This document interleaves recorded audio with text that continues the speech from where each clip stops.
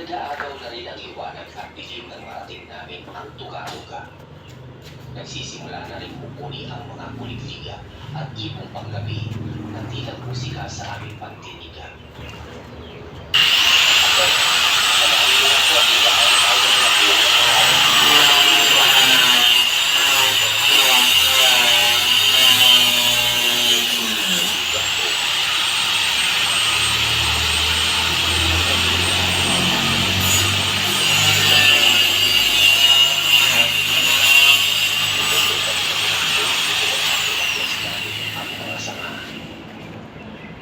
Nilinisan namin ito pati sa loob gamit ang isang bilugang sanga ng kahoy na pinatuloy sa dulo dahil gagamitin namin ito sa paglulutuan ng kanin at kulang na rin gamit lamang ang kumo.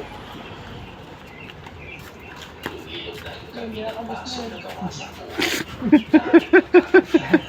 At dahil tumilim na ang paligid ay nagmamadali na kaming bumalik kung saan araw ang namin na ginagawa ang aming din na magtutulugan. Bawat iba naman ay gumagawa ng sulok gamit ang malalaking tuyong sanga. At dahil may bago kaming bigas ay agad namin ito nilagay sa puno na hindi na inuugasan pa at binuhusan na lang ng tubig para maluto na.